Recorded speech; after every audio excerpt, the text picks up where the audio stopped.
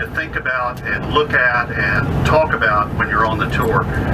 One is the concept of repopulating our cities, right? The market for city living is stronger than it's been in my entire life as well. But it's not just that. It's across all the sort of major sort of demographics, the millennials, the Gen X, and boomers.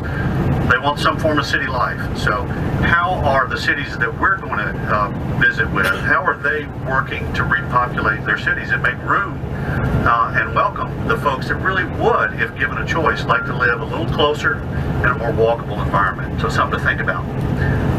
Secondly, how do you become development ready? Chris and Perry and a bunch of us and Mike for years have been talking about how can communities be more conducive for development within the context of the vision that you have for development. Does that make sense? In other words, it's not anything goes. It's we have a vision and we want to welcome people in and make it possible to develop in our communities. So being development ready is something we want you to think about, how to get that public-private partnership to really work. Another thing we want you to think about is how have elected officials helped set the bar high for downtown redevelopment? How do we engage the next two generations that are really going to start setting policy, setting the stage, making the investments that will define our cities going forward? Basically, how do we attract and engage as redevelopers Gen X folks and millennials? We as elected officials, we set the bar, and that bar can be set low, medium, or high, and we need to be aspiring to setting it high. So how are they doing that in our three cities? The fourth thing is how can you actively encourage appropriate new construction in an historic city, right?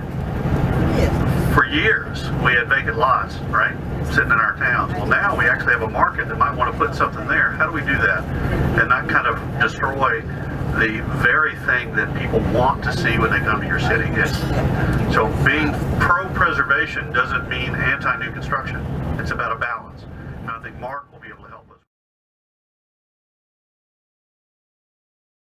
You've had many successes in Valdosta, but what would you say the biggest success of all you've seen in the last 19 years? Well, I think one of the big successes, of course, is just building consensus, and often that is easier said than done, but to start by getting your local community, your local leaders to buy into a vision. And then, of course, you got to take that to the next step by developing an actual plan. It's one thing to have a vision, but you've got to have a plan so that then you have something that you can execute. And then, of course, even building consensus among the downtown itself is easier said than done because you have different constituencies and different interests, and working hard to build that consensus is extremely important. And then finally, creating the right business climate. Sometimes we think we know what others want, what others need, what investors look for, but it's certainly best to have conversations with them, get a real understanding of where you're going, and then create that climate. People want to invest in it when there's an opportunity to be successful. So it's obviously more than just infrastructure. That's a major part of it. But creating that climate where people want to invest private money really is what it's all about. Take a good look at this building. Chances are you would never know that you're looking at the front of what used to be a dilapidated eyesore. In 2008, after concerns were expressed by citizens and nonprofit groups, Thomasville planning officials decided that a proactive stance had to be taken in regard to blighted neighborhoods that surrounded their downtown. From that, a partnership was created consisting of several government, private, and nonprofit entities. Officials conducted a redevelopment study of a southwestern portion of the city, and through that, the resulting Victoria Place Urban Redevelopment Plan was created. Objectives of the redevelopment plan included appropriate infill housing developments, rehabilitation, and reinvestment, all while addressing public infrastructure deficiencies and unsightly and hazardous private property conditions. The building you see here now houses a community resource center, offering educational classes, community meeting space, and more.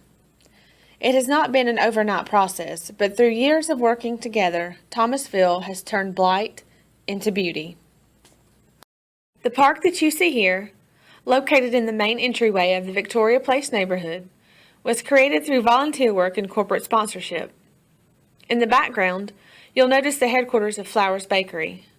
Flowers continues to partner with Thomasville in the Victoria Place redevelopment plan, proving that building good relationships with corporate organizations can have many wonderful benefits. Various funding sources have been used as part of the Victoria Place redevelopment plan.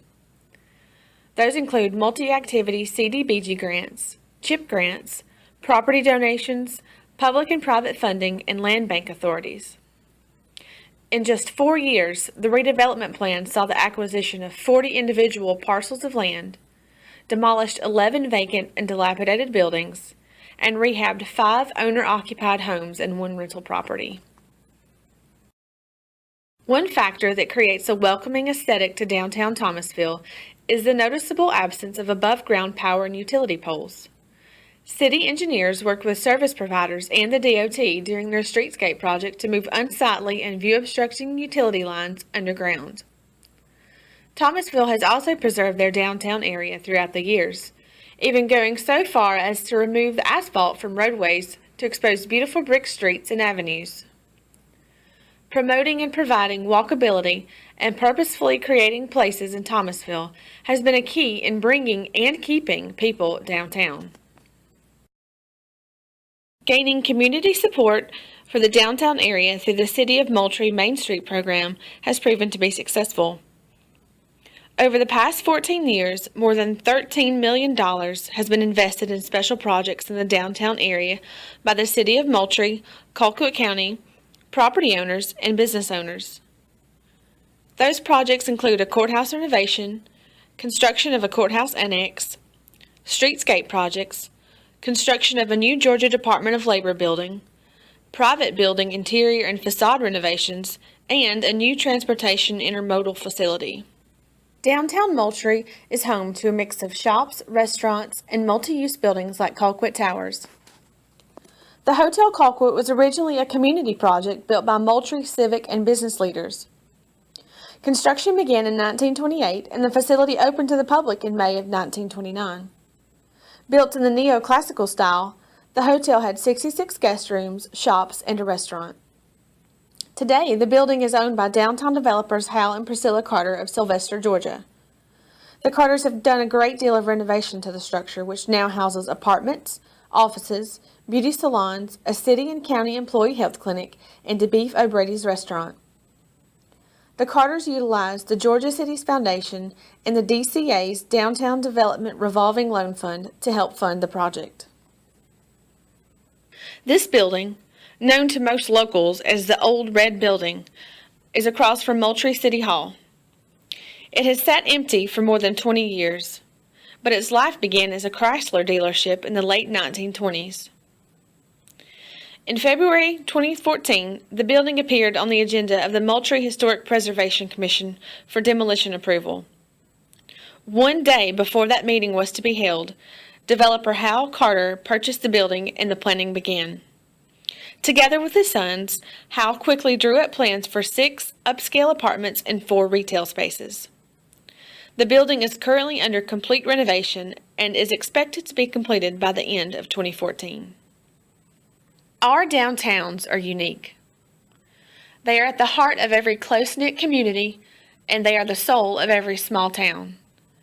Through strategic partnerships, a smart mix of planning and preservation, and the right balance of public and private investment, the cities of Valdosta, Thomasville, and Moultrie continue to prove that downtowns are not objects of our past.